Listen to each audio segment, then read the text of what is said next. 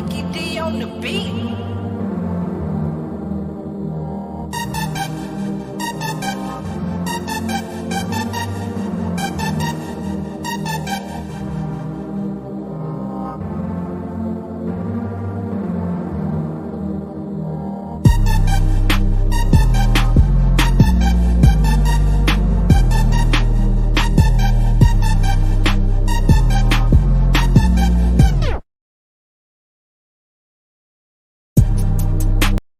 The UFC just settled the antitrust lawsuit filed by Kung Lee and Company. This is disappointing because now the UFC is going to shaft all of their current fighters and underpay them even more. And this came out of the UFC today. It came out from both sides' attorney, and they had statements from both sides. And the fighters that brought the lawsuit, their statement from Kang Lee and Company was that both sides were a bit timid about the case. Both sides saw it as, both of us could lose from either perspective. And what they said is that if they had carried on with the lawsuit, it would have been another 10 years. They would have to spend more money, and chances are they could have lost. So they were surprised when the UFC brought the settlement, and they just accepted. So at least the fighters that were not paid under the lawsuit, they would have been paid. The settlement is $335 million. That's US. So all of them are going to get a good payday, but at what cost though? They did nothing for the sport. Whimpering out and cowering out, even at a loss, even if you lost everything, you did nothing for the sport, man. And now the UFC is free to do whatever they want unless the government of the United States steps in and expand the Ali Act into MMA, which definitely has its pros and cons, but I don't give a fuck about the UFC. The UFC is worth $13 billion as of reported today of their net worth. They sold the company, or the new owners bought the company for $6 billion only like 2 years ago or a year and a half ago, and now their net worth is $13 billion off of the fighter's back, bro. And then now they remove the sunset clause from contracts and they add provisions which states that a fighter cannot sue them whether collectively or singly. So you know what that means? Once a fighter signs that contract and agrees to that amount, that's what they're going to get paid. And these fighters can't survive on 10 on 10 with fight camps, paying managers, expenses.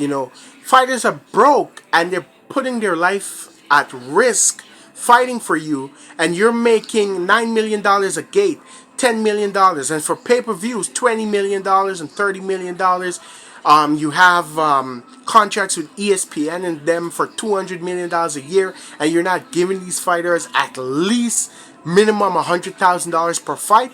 Get the fuck out of here. Dana White is a fucking lowlife, and it pisses me off because they have money, and this will never change. It will never change in the world.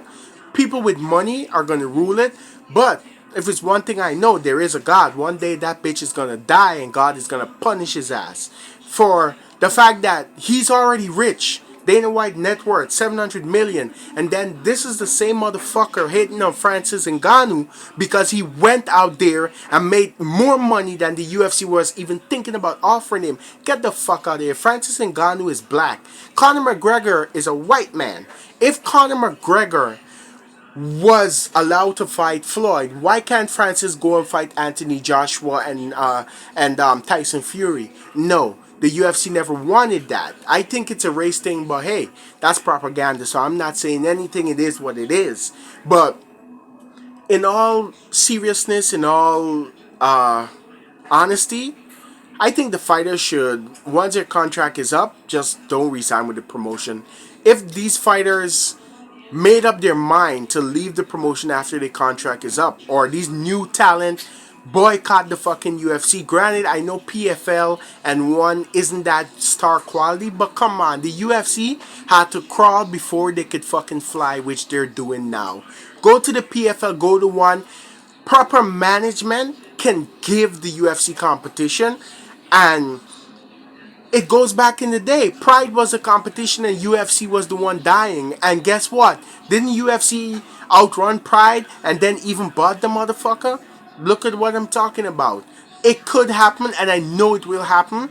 Nothing is permanent. The UFC will fall one day just like Pride did because the scamishness and the illegalness will fucking outrun everything else. The greed for the money will outrun everything else, and the fighters will run. They will leave. They will look at it like, why would I fight for $10,000 when the economy is getting worse when I could just go work a 9 to 5 and it's just gonna be fucking better? I'm not gonna put my life at risk, but this lawsuit just opened up a nasty, nasty reality. Like, I was really excited for this lawsuit. It, provision changed, but now it's just, man, it's just terrible. It's just terrible. But, it is what it is. It is what it is. Dana White is a sleazy son of a bitch, and he's always going to be a sleazy son of a bitch. This is a guy who hated his mother and father and treated them like dirt. So what do I expect, He treats everyone like dirt, but one day, Dana, one day, you're going to pay. One day. But it is what it is, man. But I'm really sorry for these fighters. These fighters in the UFC currently, man.